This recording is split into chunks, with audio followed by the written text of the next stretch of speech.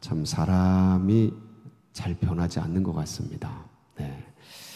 그 예수님 시대 사람들에 대한 이야기를 이 세대의 사람을 무엇으로 비유할고 하면서 이제 비유에 대한 그 시대에 대한 세대에 대한 사람들에 대한 얘기를 예수님이 하셨는데 그때나 지금이나 사람들이 잘 변하지 않는구나 그런 거를 볼 수가 있습니다.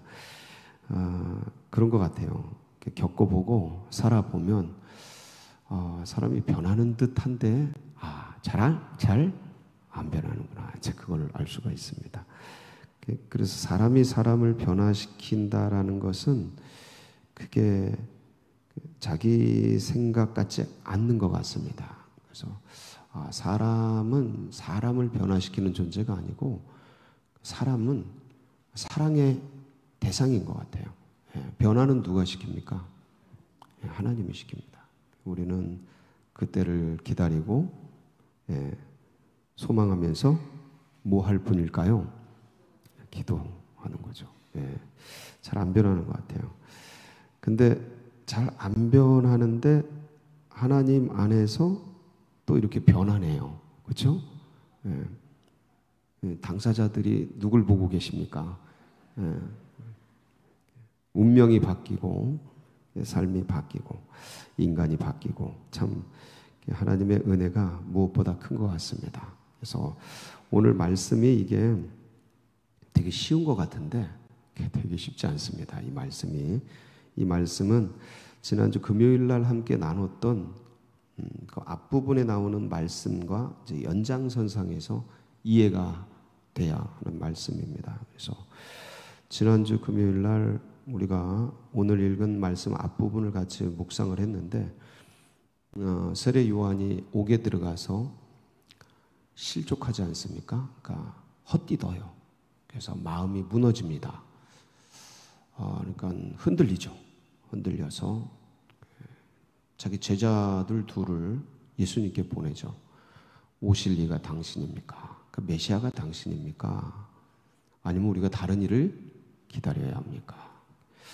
분명히 세례 요한이 메시아라고 막 칭찬하고 세상 죄를 지고 가는 어린 양이라고 그런 성령이 임한 이분이 진짜 나는 그분의 신들매도 신발끈도 풀기 어려운 존재다고 막 이렇게 추앙하고 나는 그분 앞에 광야에 외치는 자의 소리일 뿐이다. 그러면서 굉장히 이제 막 확신 있게 칭찬하고 막 그랬는데 이런 어려운 일을 당하고 힘든 일을 당하고 그러니까 저는 이걸 보면서 세례 요한도 확실히 이제 그 시대적 한계를 벗어나지는 못하는구나 이제 그런 생각을 했습니다. 다 똑같죠. 사람이라는 게 그 정치적 메시아에 대한 꿈을 세례 요한도 가지고 있었던 거죠. 그러니까 내가 이렇게 감옥에 있는데 내가 감옥에 있도록 그냥 두지는 않을 거다라는 기대를 왜 안 했겠습니까?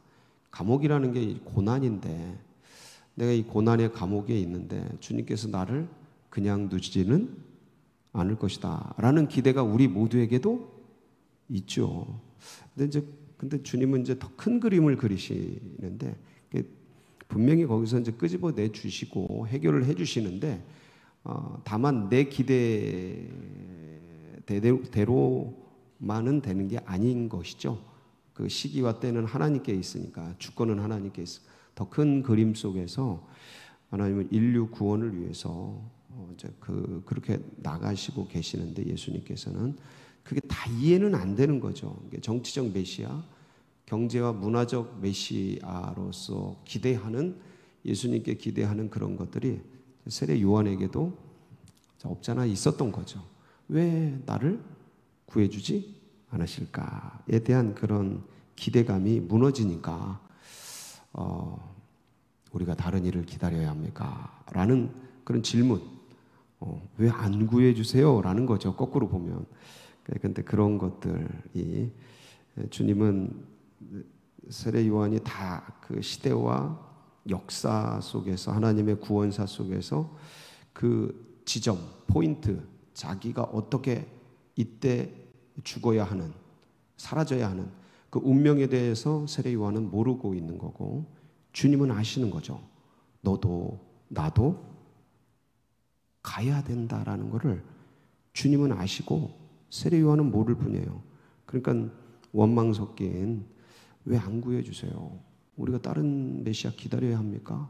도와주세요 라는 말을 이제 세례 요한이 할 수밖에 없었고, 주님은 그걸 다 아시니까, 인간의 한계를 아시니까 세례 요한이 흔들리고 그런 어려움 속에 있음에도 불구하고 막 이런 원망 섞인 발언을 함에도 불구하고 칭찬을 막 해주시는 거죠. 세례 요한 같은 사람이 없다. 여자가 낳은 중에 가장 큰 자다. 선지자보다 더 훌륭한 사람이다. 그러면서 그냥 막 칭찬을 해주셔요. 그러니까 주님이 이런 부분 보면 굉장히 위로가 돼요. 우리는 이 세상살이의 감정 속에서, 상황과 일상 속에서 막 밀려가면서 어떤 때는 그냥 뭐 지 잘못하고 자기가 자초해서 그럼에도 불구하고 하나님 원망하고 불평하고 그러는데, 주님은 그걸 또 다 이해해 주시고 받아주시고 해량해 주시고 살펴주시고 엘로이라고 감찰해 주시고 그렇게 알아주시니까 이런 거 보면 되게 위로가 되고 그렇습니다. 주님께서 그냥 뭐 원망한다고 불평한다고 그냥 그 자리에서 채찍 들고 때리지 않으시고 이렇게 해주시는 거예요. 그러니까 이런 얘기를 세례 요한에 대한 칭찬을 막 하니까 사람들은 예수님의 그 얘기를 들으면서, 세례 요한의 얘기를 들으면서 뭐라고 말을 해요? 그게 이제 오늘 첫 절이에요. 본문 첫 절 29절 시작.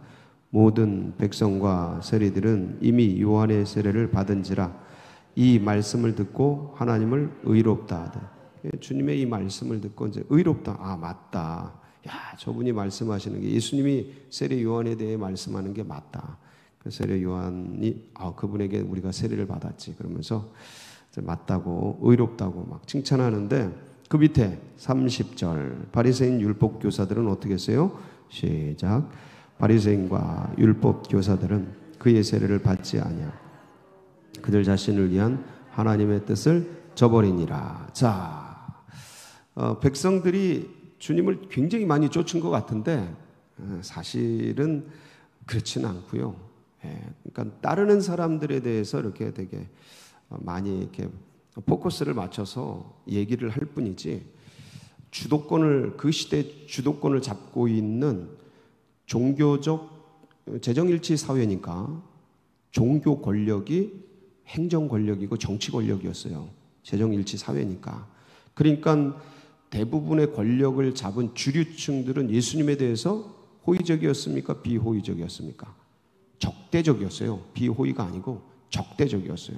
죽이려고 그랬어요. 없애려고 그랬어요. 왜냐하면 자신들이 가지고 있는 이 지금 잘 정비해 놓은 이 권세들을 흔들어대니까, 백성들을 움직여서 흔들어대려고 그러니까 죽이려고 그랬죠.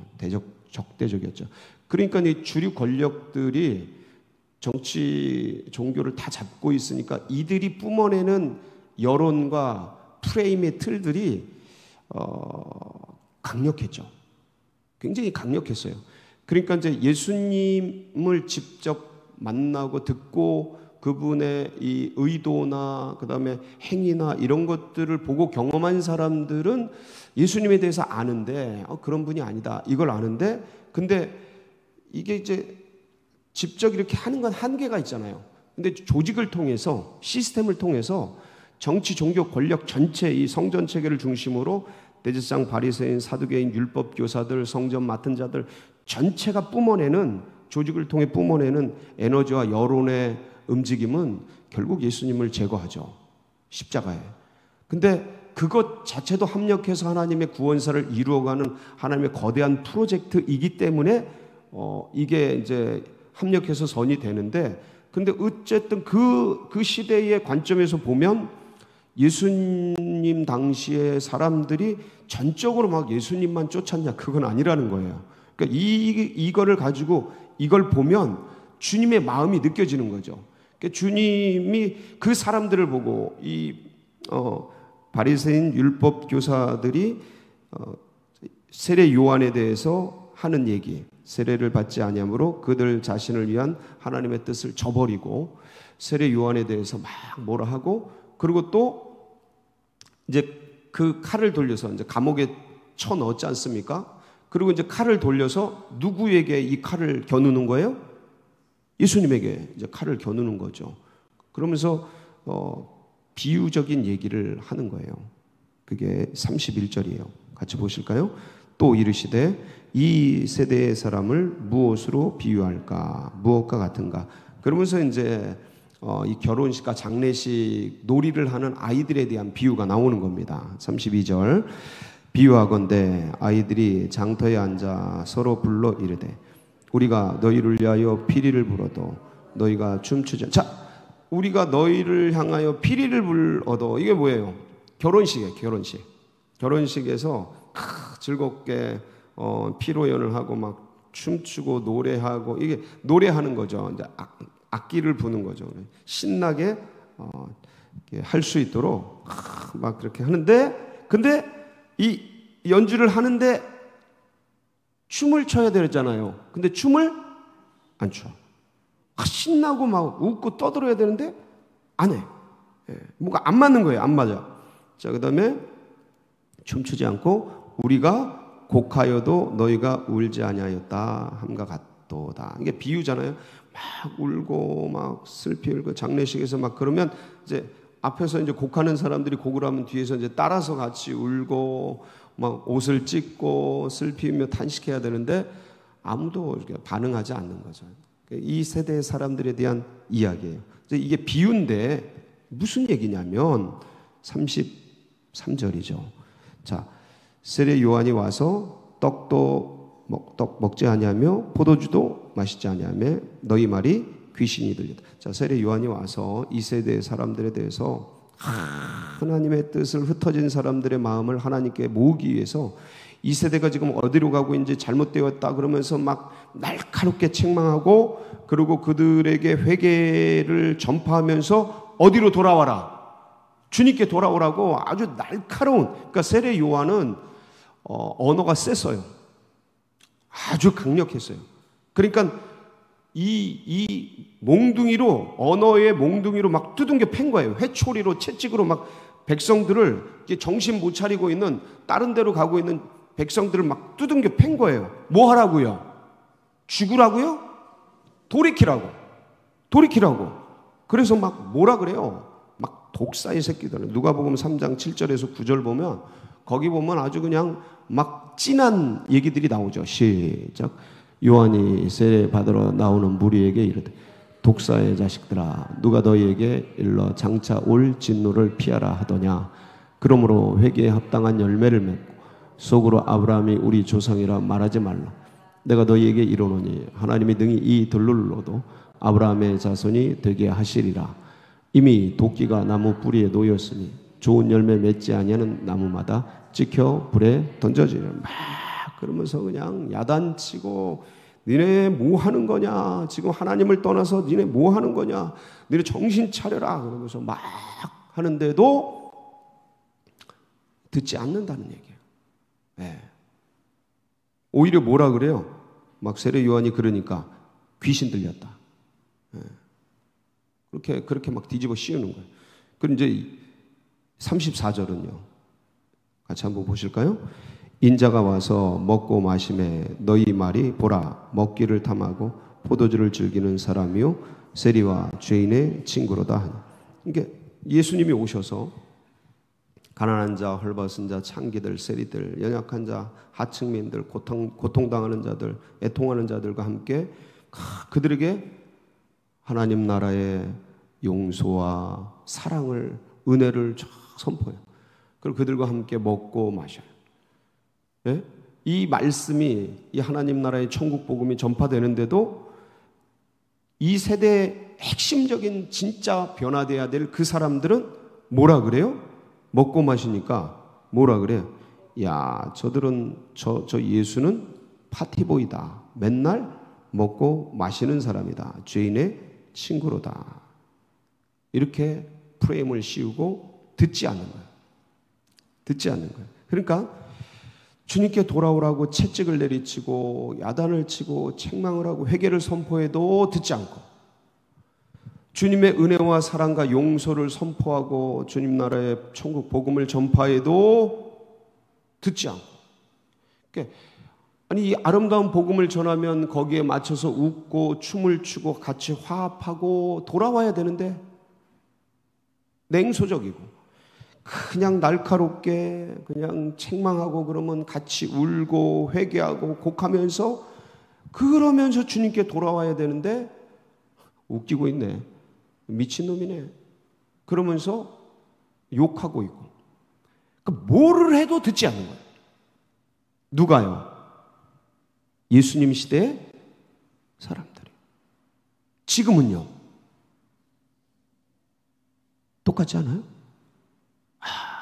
아무리 얘기를 해도 어느 때는 야, 너 그러다가 지옥 가, 내일 너 어떻게 되려면 어떻게 알아, 빨리 돌아와. 아무리 그냥 곡을 하고 야단치고 정신 차리라고 얘기를 해도 니나 믿고 냉소적이고, 야, 주님 믿으면 얼마나 마음에 평안을 주는데, 위로하고 격려하고 다 받아주셔. 와, 은혜를 나눠도 들을 생각도 안 하고. 시대가 그때나 지금이나 똑같은 것 같아요. 참, 그러니까 왜 그런가? 왜 그런 것 같아요? 왜 그렇기는 왜 그래요? 이게 세상 신이 우리의 마음들을 다 꽉 잡아서 그래요. 그러니까 견고한 진들, 이 세상의 논리들이 그냥 우리의 의식과 사고를 주님의 복음의 광채가 비추지 못하도록, 이런 얘기를 해도 마음을 닫고 저런 얘기를 해도 마음을 닫도록 꽉 그냥 막아놔서. 그러니까 우리도 그런 사람들 중에 원래 하나였잖아요. 안 들리고 안 보이고, 예? 오히려 그런 거 보면 냉소적이고 웃긴다 그러고 그랬던 우리들. 에베소서 그래서 2장 1절에서 3절에 보면 우리의 원래 모습에 대해서 기록이 되어 있습니다. 시작. 그는 허물과 죄로 죽었던 너희를 살리셨도다. 그때 너희는 그 가운데서 행하여 이 세상 풍조를 따르고 공중의 권세 잡은 자를 따랐으니 곧 지금 불순종의 아들들 가운데서 역사하는 영이라. 전에는 우리도 다 그 가운데서 우리 육체의 욕심을 따라 지내며 육체와 마음에 원하는 것을 하여 다른 이들과 같이 본질상 진노의 자녀이었더니. 원래 그런 존재였죠. 그래서 오늘 마지막 절 이 35절 보면 지혜는 자기의 모든 자녀로 인하여 옳다함을 얻느니라. 이게 지혜롭게 분별하라는 뜻이거든요. 자기의 모든 자녀로, 지혜의 모든 자녀가 뭡니까? 행함, 실천. 그러니까 울 때 울고 같이 울고 춤출 때 같이 춤추고, 이 분별, 이 지혜로 분별을 해서 그렇게 같이 함께 해주는 것. 마음을 같이, 주님이 복음을 선포할 때 그 마음에 같이 받고 은혜 속에 같이 들어가는 것. 세례 요한이 야단치고 책망할 때 자기를 돌아보고 회개하고 눈물을 흘리고 그렇게 하는 것. 그 삶으로 인해서 옳게 되고 의롭게 되어지는데, 참 감사하게도 그 세대의 사람들, 그리고 이 세대의 사람들이 다 똑같은데 그들 중에서 우리를 어떻게 해주셨어요? 고르고 뽑으시고 선택해서 여전히 우리도 죄인 되어 있고 악한 사람들이었는데, 로마서 5장 6절, 8절, 10절에 보면 이제 우리들의 상태, 이런 상태였는데 어떤 상태요? 시작. 우리가 아직 연약할 때 기약대로 그리스도께서 경건하지 않은 자를 위하여 죽으셨도다. 그리고요, 우리가 아직 죄인 되었을 때 그리스도께서 우리를 위하여 죽으심으로 하나님께서 우리에 대한 자기의 사랑을 확증하셨나요? 곧 우리가 원수 되었을 때 그의 아들의 죽으심으로 말미암아 하나님과 화목하게 되었은지, 화목하게 된 자로서는 더욱 그의 살아나심으로 말미암아 구원을 받을 것이니라. 할렐루야. 우리가 아직 연약할 때, 죄인 되었을 때, 우리가 아직 악했을 때, 전혀 주님을 알지 못한 그런 무지한 때 주님께서 우리를 위해서 죽어 주셨습니다. 그것을 이제 우리가 알게 되었고, 이 세대의 사람들 속에서 우리가 나오게 되었죠. 그래서 참 이것이 얼마나 큰 은혜인지 모르겠어요. 모든 게 다 하나님의 은혜입니다. 안 들려요. 원래는 안 보여요. 이상하게 생각이 돼요. 근데 거기로부터 우리를 끄집어 내 주셨고, 마땅히 이 세대 사람들 같이 던져져 있었어야 되는데 이렇게 은혜로운 자리에 앉게 해 주셔서 얼마나 감사한지. 그래서 이 감사와 이 은혜에 대해서 바울이 이런 고백을 했는데, 이 고백이 우리 고백 되기를 바랍니다. 디모데전서 1장 12절로 16절 같이 읽으면서 마무리하도록 하겠습니다. 시작.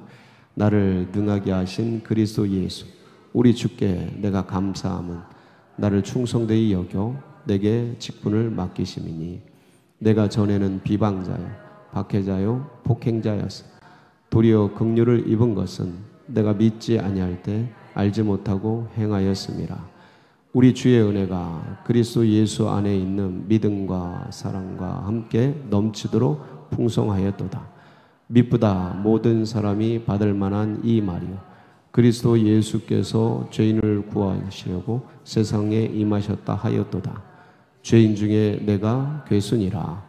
그러나 내가 긍휼을 입은 까닭은 예수 그리스도께서 내게 먼저 일체 오래 참으심을 보이사 후에 주를 믿어 영생 얻는 자들에게 본이 되게 하려 하심이라. 아멘. 아멘이시죠?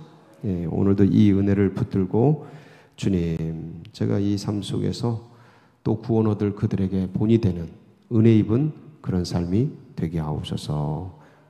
은혜 속에 살아가는 복된 날이 되시길 축복합니다. 같이 기도하시겠습니다. 감사하죠. 들을 수 없고 볼 수 없는 우리들이었는데 주의 음성을 듣고 주의 얼굴을 뵐 수 있는 은혜 속으로 이끌어 주셔서 감사하죠. 저들이나 우리나 매 한 가지였는데 너무 감사합니다. 이 은혜를 또 가지고 우리 고난당하고 있는 환우들, 고통받고 있는 분들 위해서 함께 기도해 주시고, 그리고 둔촌동 시대가 활짝 열리도록, 그리고 어제까지 이제 우리 유치부 또 유년부 여름성경학교가 잘 마쳤고, 어제 중등부가 인천으로 신공항 영락교회 수련관으로 또 수련회를 떠났습니다. 제가 오늘 저녁에 또 내려가서 집회를 인도하게 되는데 아마 내일은 제가 새벽 기도를 못 올 것 같습니다. 그래서 은혜로운 또 수련회, 특별히 성령의 역사, 이때 경험해야 되거든요. 아이들이 성령의 역사를 경험하고 하나님 계신 걸, 예수 그리스도에 대한 확신을 심령에 새기도록 위해서 기도해 주시고, 여러분 각자의 기도 좀 붙들고 우리 주여 부르짖고 기도하며 나갑니다. 부르짖습니다. 주여, 주여, 주여.